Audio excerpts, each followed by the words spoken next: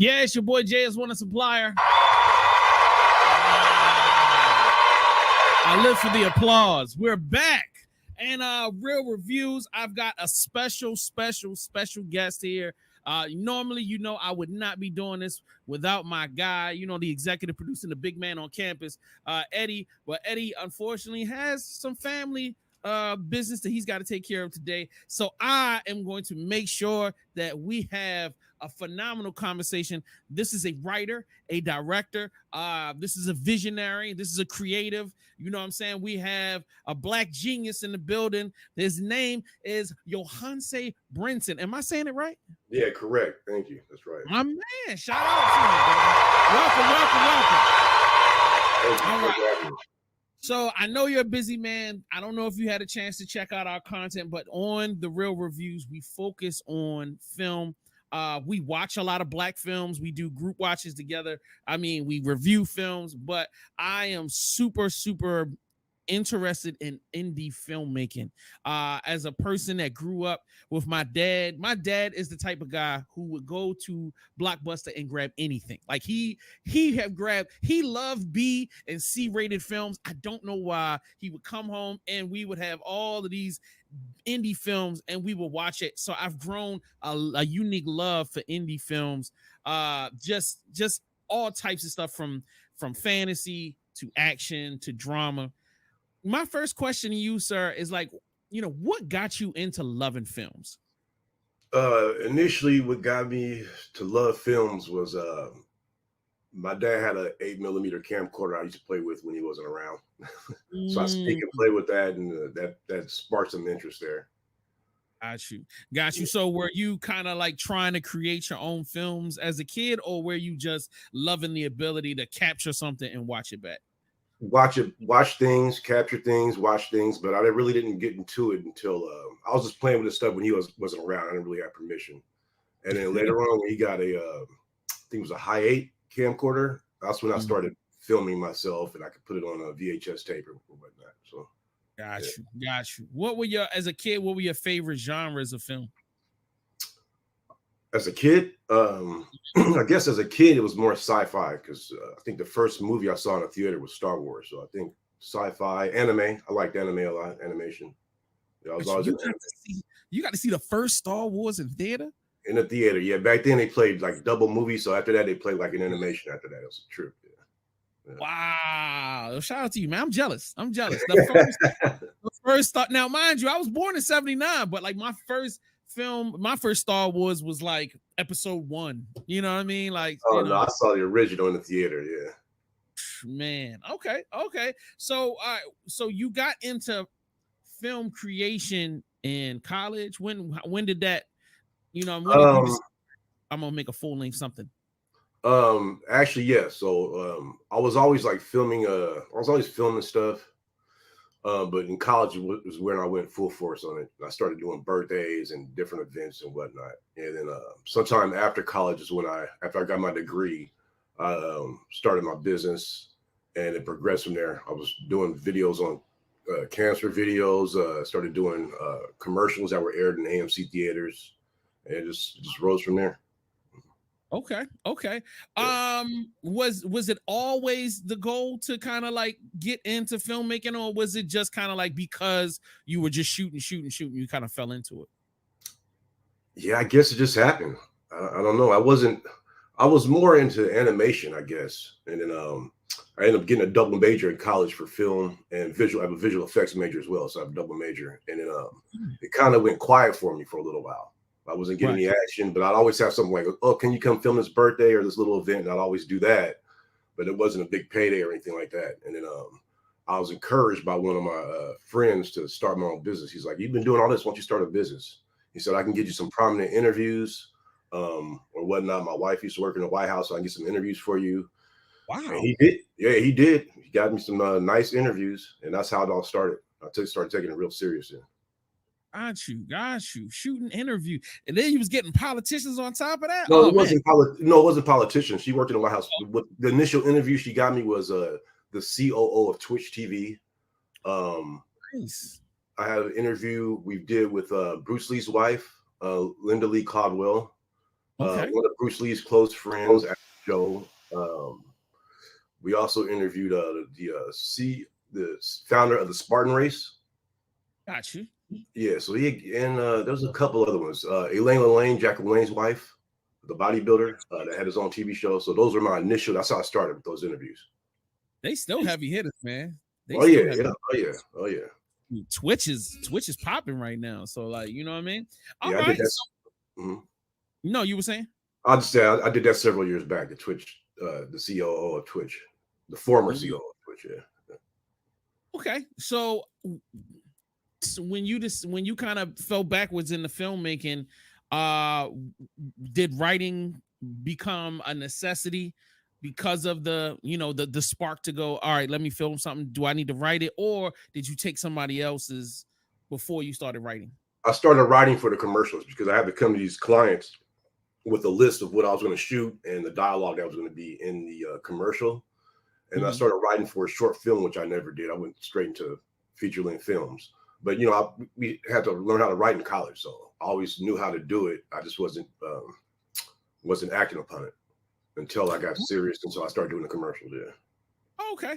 So so you already had the tools in the toolbox. You just hadn't, you had to like flip that switch. Cause I always tell people like creativity is a switch, but it always works better when it's developed. When there is skill being like when somebody's educating you on how to use the skill.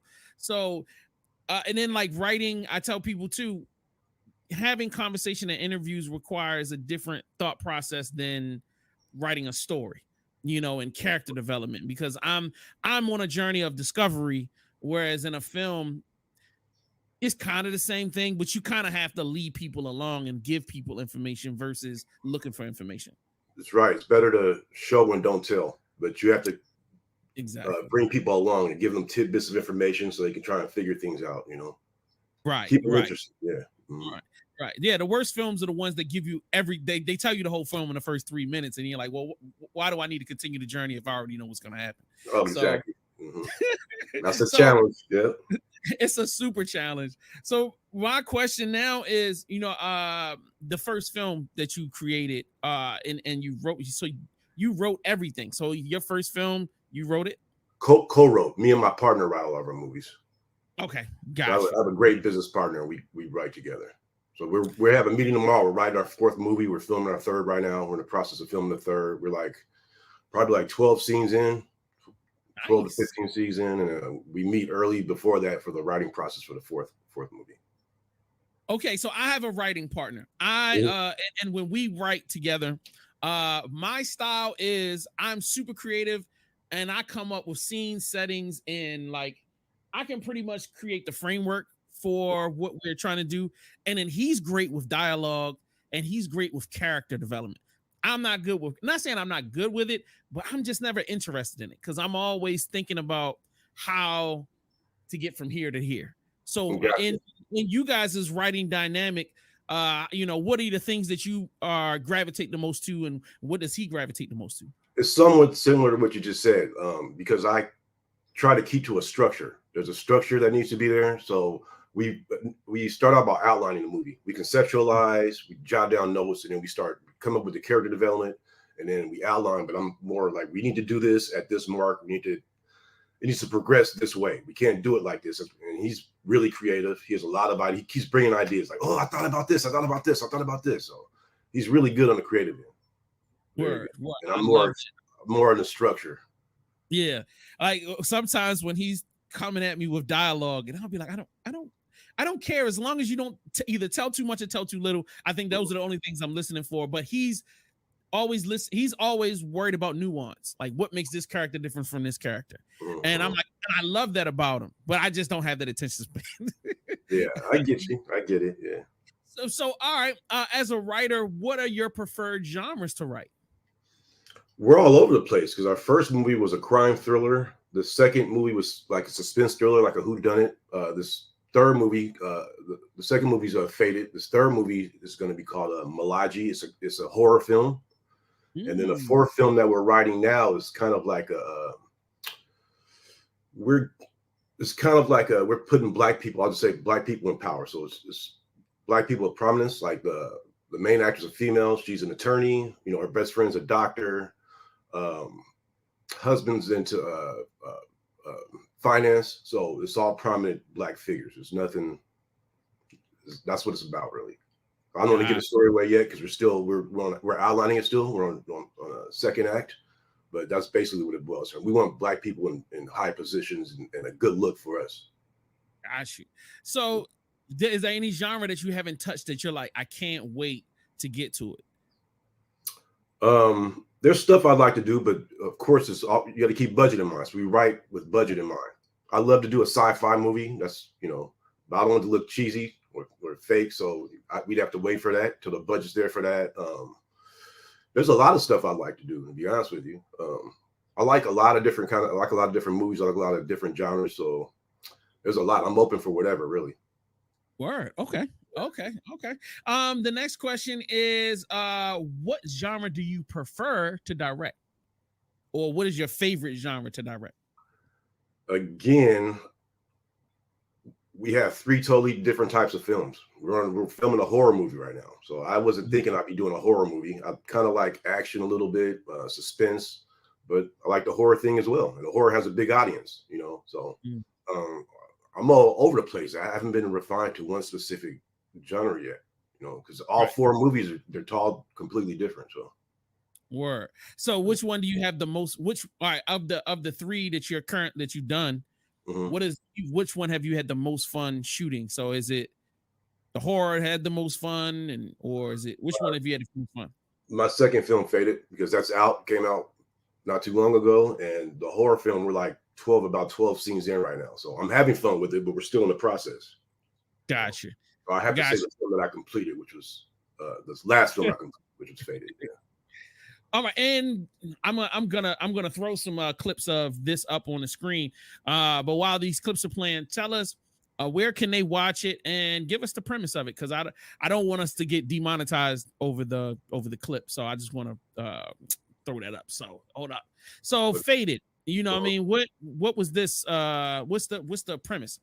Okay, so that's Miles Carter. He's a successful banking investor, and he's done some things in his past that are basically coming back to haunt him. He was like a jokester, a prankster as a young kid, and he just did some things that are coming back to haunt him. He's successful. He's lived his life. He's well off, and then all of a sudden he receives these threatening text messages, and somebody's coming back to get him. Somebody's after him, and they're trying to knock off his friends and family along the way. So what was the inspiration behind creating this film? Like what made you go, man, this is the direction I want to go? I was on a flight to Atlanta and I saw this movie called Knives Out on the plane. And it was like a murder mystery, Yeah. And so, man, they did a good job with this, And I was trying to figure out the whole time. I'm trying to figure out who's doing this, who is it? And I came back to my partner like, hey, man, we got to make a murder mystery, a whodunit movie. He was like, all right, that sounds good. I told him to watch Knives Out, and he did. He was on board with it. Okay. I love that. I am a huge Knives Out fan. Now, they did The Glass Onion. That was its predecessor. Yeah. Which one did you enjoy more? Did you enjoy the Glass Onion, or did you enjoy Knives Out? Knives Out more. I like both of them, but Knives Out I like better. Got you. Okay. All right. So let's move on to the first film that is on your IMDb. It's called Deep in It. Oh, you checked the IMDb, huh? I gotta do some research, man. Okay. I gotta know who we interviewing. So, All right. So I found the trailer and I thought this was. I'm not even gonna lie to you. Initially, I thought this was a comedy because of the way the first scene opens up. You know what I mean? And the look on their face is priceless. Hold on, let me throw this up on the screen. So, all right. So, tell me the premise of this, and then let's get into why what inspired you to create. There you go. I'm sorry. There you go. Okay, so Deep in It. That was our first movie. That was our first movie, so we kind of bit off more than we could chew, but we got the movie done. We had maybe 80 something actors in it, and I think 30 something, 36 locations or something like that, or 26 or 30. We had a lot of locations, but we pulled it off. We got all the actors in, we got all the locations we needed. But we thought later, okay, we don't need to try and reach that high as far as actors and locations. Let's make everything simpler and keep things in a refined budget. Right. Yeah. So one of the things I definitely want to give you big props on is the way you set up shots. Like it seems like you have such a great understanding, because once again, as a person that watches a lot of indie films, it seems like it takes a while for a first-time director, to understand lighting, to understand how to shoot, to try to get to understand that when you're shooting, you have to decide, all right, am I shooting first person? Am I shooting a wide shot like this? A lot of times, either the person is shooting too close to people or they're too far away. But one of the things I love your eye, and I love the way you pick up your shots. Whether you're shooting over the shoulder or you're having these, and it seems like when you frame, you do a great job of framing the shots and drawing our attention to the most important elements. Did that come from shooting birthday parties and having, because it seemed like you were telling the story about you had a lot of experience shooting before you got into filming? Do you feel like that played a role in it, or were you studying that before you started shooting? I was studying that, and I really stick in something they drilled in my head in college was composition, colors, lighting. That was always drilled in my head, so I always kept that in mind. Not per se for like the birthday parties. Once I started doing like music videos, I did a few music videos. Oh, okay. And then especially the commercials, I really refined my camera angles and lighting. I go hours earlier just to make sure the lighting's set up properly, where the marks are for the actors, where they're going to land at when they're walking. And I have to have lighting there, and Rembrandt lighting. I studied a lot of lighting in college. I studied lighting a lot because we had to draw nude figure drawings, clothes figure drawings. So you have to pay attention to light, how light hits the surface. I do that now. I really pay attention to composition and lighting right now. And I like the colors. I wish I could control the colors more than I am able to now, as far as set dressings and stuff. But right now I focus on the lighting and colors. But I love to be able to, I'm lighting and composition, but I love to be able to control the colors a little bit more than I am at the moment. Have you brought on a cinematographer at any point to kind of give that job to them, or are you still making are you still the primary person lighting everything and setting up shots? I direct where the lights are going to be for every shot. There is another cinematographer, Andre Rivers. He's really good. So he's a B cameraman, and for this Malaji movie, we picked up a third cameraman. Okay. So there's three of us filming for Malaji. The first two movies was me and Dre. Okay. So as you're building your team, what becomes the most important? What are the most important elements when building a team? Because there's a lot of information that has to be disseminated. They have to remember a lot of things. So what are the key elements to making sure the team functions properly and you get the most out of every member? Just real quick, the third cameraman his name is Kenny Franklin. Shout out to Kenny. Yeah. So what we've done is we've been able to maintain the people that started with us from the first movie. So those same people are still here with us. The ADs, the PAs, the production assistants, they're all still here. We have the same haircut people, the same makeup artists, pretty much from the second movie. And what we've done, we've recently had a meeting so we can crank these movies out more. We told our crew that what we're going to do going forward is while we're editing our movie, we're going to allow you guys to write and film your movies. We're going to oversee everything. We got to check the dailies and everything. We have to oversee it because it's going to be under our company name. But we're going to give them opportunities to write and film and direct their own movies. I'll step down and let them direct it themselves. So that's our reward for them sticking with us. Give them a chance to. Yeah. Shout out to you, man. That's beautiful.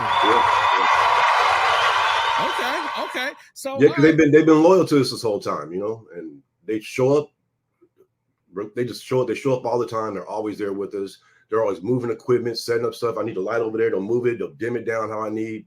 They're just right there the whole time. So you got to pay it forward. Got to give it back. Definitely. Shout out to the squad. So what's your least part of the production process? Is it pre-production? Is it production, or is it post-production? Your least favorite part? My least favorite? I love it all, to be honest with you. I love everything about it. Yeah. Okay. I love the conceptualizing. I love the writing. I love filming it. I love the interaction with the actors. I love um, editing it. I love color grading it. I do some of the visual effects. We outsource a little bit on Faded. Um, it's challenging. The visual effects are challenging. Sometimes the edits can be challenging, but we do several takes from several angles with multiple cameras. So hopefully you get the right coverage and the right performance from the actors and actresses. Yeah. All right. Were you involved in any projects prior to Deep in It? Now you said music videos, so we got that. Mm-hmm. So were there any other film projects that you might have been involved with before Deep in It? I've been on set for other people's films, but I wasn't really directly involved. The thing I did that before I was making films, like I told you, were the commercials I had done in the Bay Area. And I got them all in AMC theaters. They all ran in AMC theaters. So that was a big thing for me back then, because my mind frame at the time was, I don't want to, nobody in Hollywood's hiring me. I don't want to have to answer to anybody. I want to make films the way I want to. And I was like, well, how can I do something like that and still stay in the Bay Area? So I could just go into making commercials. And then the commercials led me to my partner, because he was scoring the commercials for me. And then he was like, one day he's like, hey, you know how to make movies? I have a Master P distribution. I said, all right, so let's do it. Let's do it. All right. Were there any takeaways from filming Deep in It that helped you going into Faded? Oh yeah, a lot. That was, like I said, that was our first film. So I see the mistakes. I see trying to have too many actors, trying to have too many locations, refine the story and make it smarter, not harder. So all the mistakes I saw from there, we can't make those mistakes again. So whatever we did, we got to learn from it and get better. It's going to get better every time. Every time it's getting better. And just don't make the mistake. Any mistake you made before, don't make it again. Got you. So suffice it to say, if I'm a first time filmmaker and I'm making my first film, not a lot of locations, don't overdo it with the actors. And all right, give us a few more tips and tricks that you like first time director. Be mindful of your budget. Don't write outside of your budget. Don't write a big car chase if you can't really pull that off with your budget. Do you have a gimbal already? Do you have this? Do you have that? No cars. Don't have cars exploding. It's not in your budget. Think about what, I can name any director. Think about what Tarantino did on his first Reservoir Dogs. Limited locations, limited actors. He pulled that off. He wrote smarter, not harder. You just got to write smart. Got you. All right. So nope, I already asked that question. I'm just going through my list to make sure I cover everything. I asked you what inspired Faded. You knocked that out already. You already told us what's next for you. All right, now let's get a little bit technical. What are your preferred brand of cameras and why? I really like the quality of Red, and I love Red, and I love Canon. Those are my two favorites. Gotcha. And I love Red. No, everybody loves Red. Red is like the industry standard now. But why would you prefer Canon over Sony? Because I have a lot of friends that think Sony is everything. Well, I filmed a documentary on Sony. So my first film that I actually had, I forgot to mention, was a documentary I filmed in San Francisco Tenderloin about the homeless problem there. But I wasn't exploiting people. I was talking about what can people do to improve homelessness there. And I went to like different institutions that house homeless. We interviewed them and what they were doing. Then they brought another thing in about kids. I didn't realize about the homeless kids, the parents that have the kids, and then a church where they feed them for Christmas and Thanksgiving. They sit them down like they're at a restaurant, feed them, give them showers, let them use a phone, or try and reach out to relatives. And one guy, Barbecue Mike, he was on the streets. He feeds people every day. He's grilling every day. And I saw bus drivers. I filmed bus drivers coming by getting food from him, man. So anyway, sorry. So that was filmed on the Sony. That was called Tenderloin Treasure. It's on YouTube. But anyway, I filmed that on a Sony. And then after that, I went to Canon and Red. But Canon, I just love the color science of Canon. The colors are a little warmer with Canon than they are. Sony tends to be a little bluer, a little cooler, I should say. And Canon's a little warmer to me in my eyes, especially when it comes down to me color grading. And then Red, just the image is impeccable. Okay, now if I'm a first-time director and I only maybe have, let's say, $1,500 to get a camera so I could shoot my first film. What should I invest in first? Black Magic. Okay. Okay. Okay. See, but the Black Magic is, I think it's $1,200 just for the camera, and that doesn't include the lens. I think it might be another $5 for the lens or something like that. So how It do you depends work? on it depends on your glass. You do need good glass. You can't have cheap glass when you film these movies. That's the thing. But we used the Black Magic as well for some of the night shots because of the dual ISO feature. So Black Magic that's a good cheap camera. It's a powerful cheap camera. Okay. I recommend that camera to anyone trying to get into filmmaking. If you don't want to spend $2,000 or $3,000, I recommend getting that Black Magic and get you one good lens, and you can start from there. Got you. But you also need audio. Audio's over half the movie is audio. If it's bad audio, people are going to disengage from it. So audio is very important. So what are your suggestions for hardware for audio? We're using I think it's a Zoom F6 field field recorder. Mm-hmm. And then the mic is has a floating point architecture. Well, it records on a high level and a low level. So when you bring that into Pro Tools or whatever, you can bring them down. So you don't have to worry about the peaking. You don't have to worry about it being too low. It's like this is new floating point technology. So we went with that. Got you. Now repeat the microphone again because you kind of gerbled out just a little bit. Oh, I'm sorry.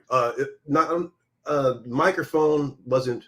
Dre handles the mic and audio, and K-Lou, because my partner's K-Lou. He's a big time producer, or he's a good producer. We've made a lot of music, so I let them handle the audio. But I bought an F6 and I brought it to him like, this thing has floating point architecture in it. You got to check it out. So he tested it. And Dre ended up buying one too. They like it. Oh, this other guy who's making a movie, Sam Bostic. He's a music producer for E42. K-Lou's produced E40. All these guys. So I've been helping Sam on his movie, and he ended up getting an F6. He got one too because of that technology in it. Got you. Awesome. Okay, got you. All right. So the next thing is, hold on, let me go to my questions. Essential, right? All right. So outside of cameras and outside of microphones, because you said those are essential pieces. So outside of those, what other equipment does a first-time director have to have on every set? Other than that, you can make things work with natural light. You can make it work with natural light, but the next thing I'd get would be lighting. Some type of lighting. It doesn't have to be expensive, just some type of lighting where you can control maybe the color spectrum or how warm it is or how cool the lighting is.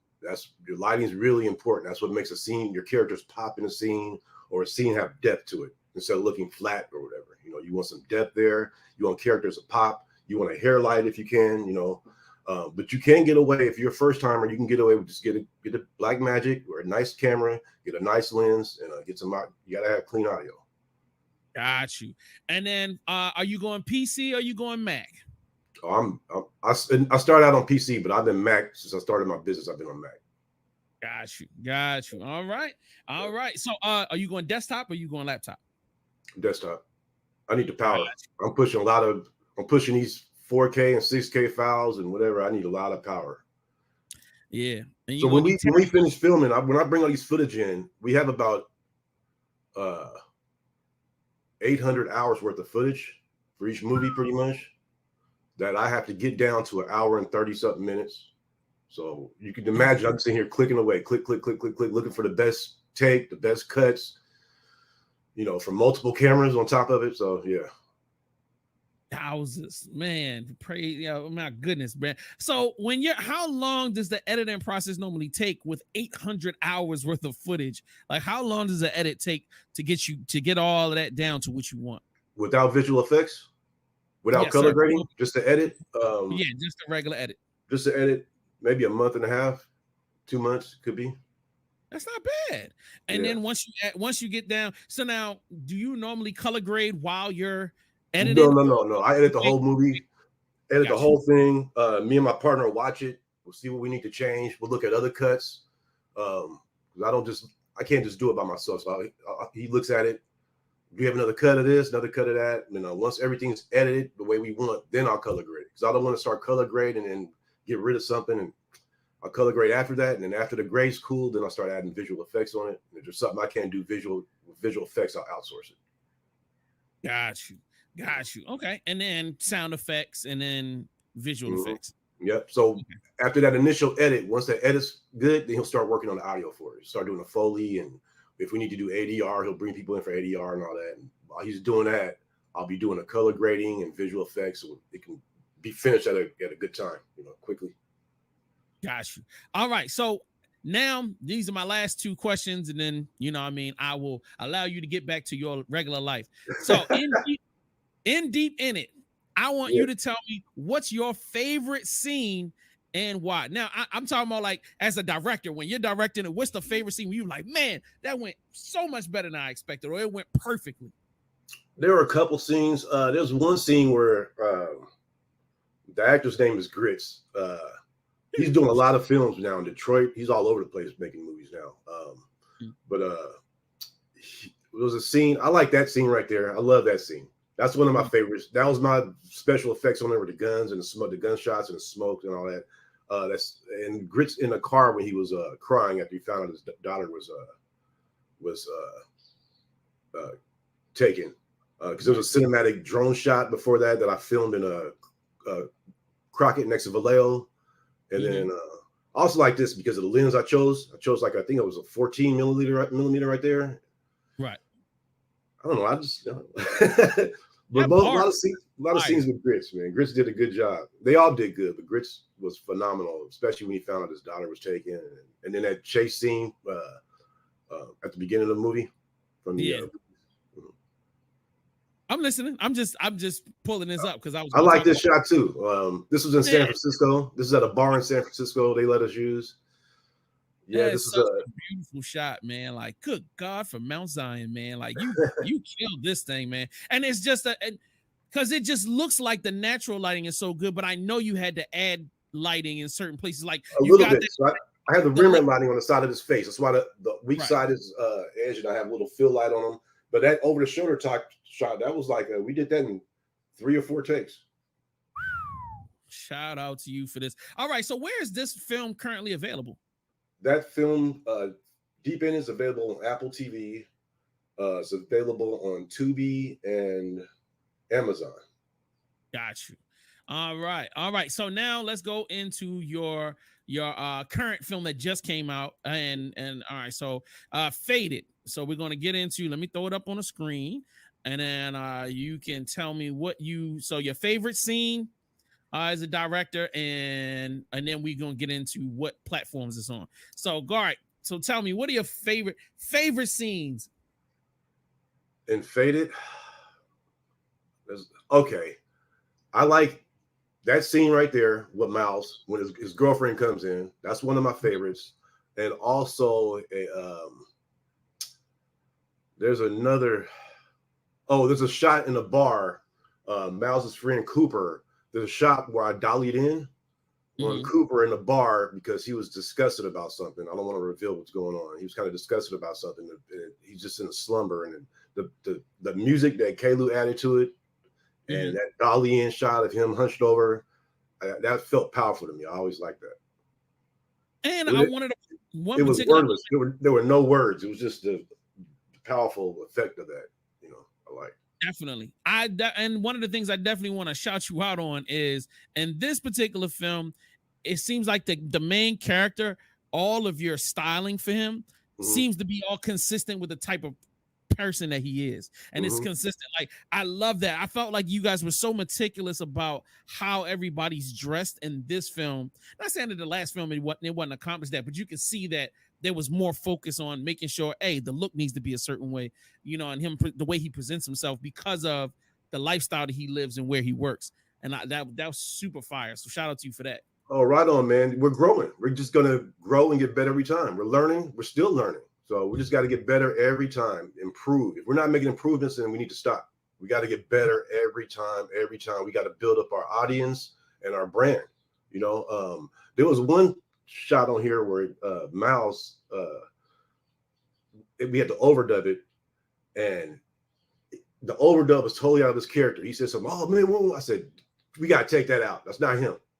That's not him. We got to overdub that because that's not who he is. It's not his character. He's not that kind of a person. He's a successful banking investor, So he go from being a successful banking investor to a gangster. Yeah, these niggas got me fucked up. I said we got to. Nah, I couldn't have that one. I said nah.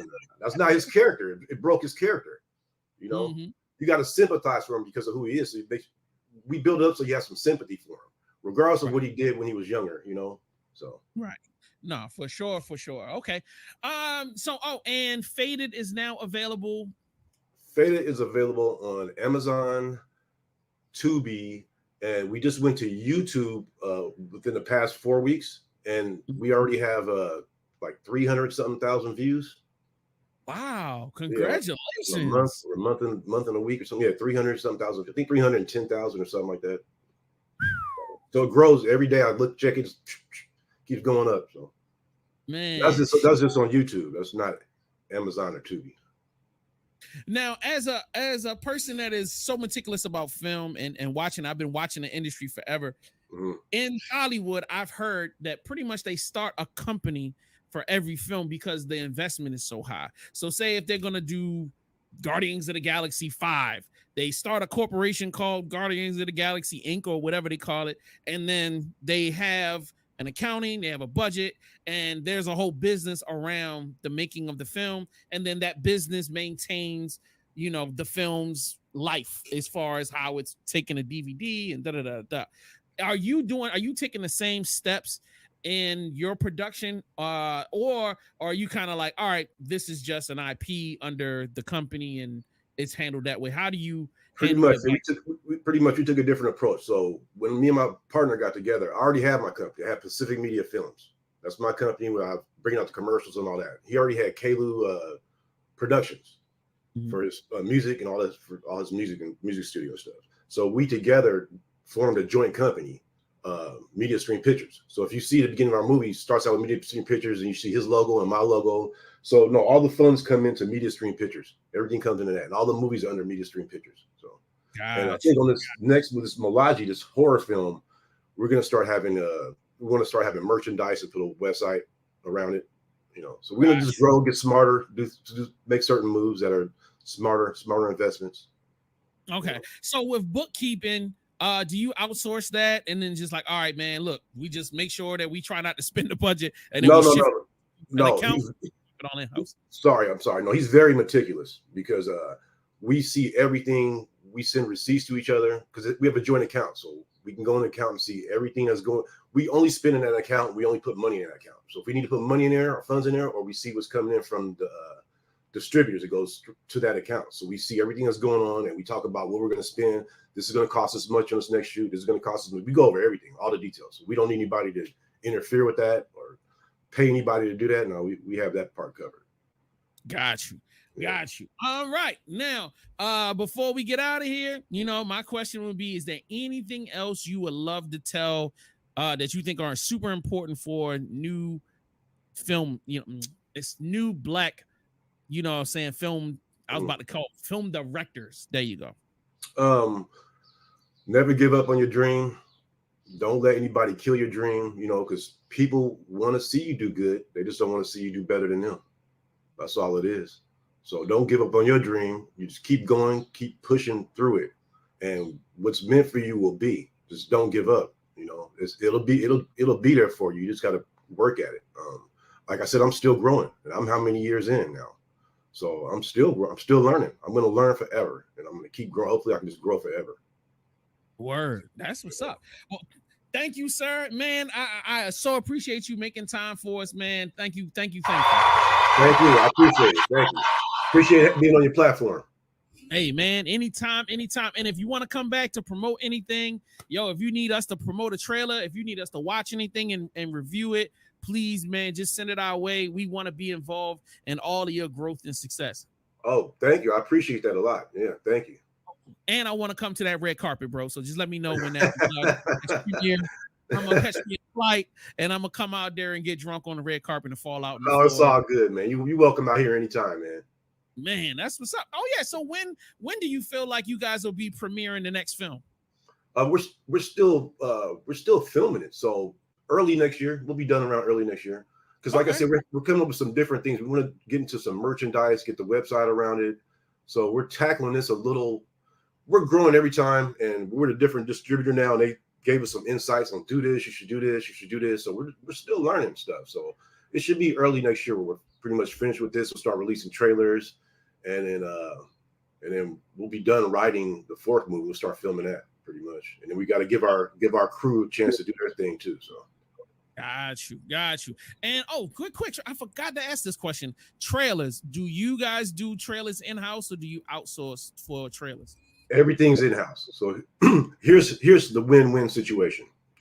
Me and my partner split everything 50-50. So all these movies we make, we invest 50-50 down the line, or we take from the other movie and use that to help pay for what we're doing, right? Everything's 50-50. So when the money comes back, everything's 50-50. We don't have to outsource anything. I do all the video, the filming, the editing. He does all the ADR, all the Foley, all the soundtrack, all the scoring. The only time we outsource is I outsource for some visual effects or something, and then we just pay them and that's done. But everything's in-house. Got you. Okay. And where can people follow you on social media? How can people get more information? Where are the important touch points that people need to know? Okay, cool. My website, specificmediafilms.com. My Instagram is Specific Media Films. Facebook, same thing. Everything Specific Media Films. You can catch us at any of those. YouTube, Specific Media Films. The company we built together is called Media Stream Pictures. You can catch that on Instagram as well. Okay. Got you. And TikTok. Things on TikTok as well. So, yep. Okay, great.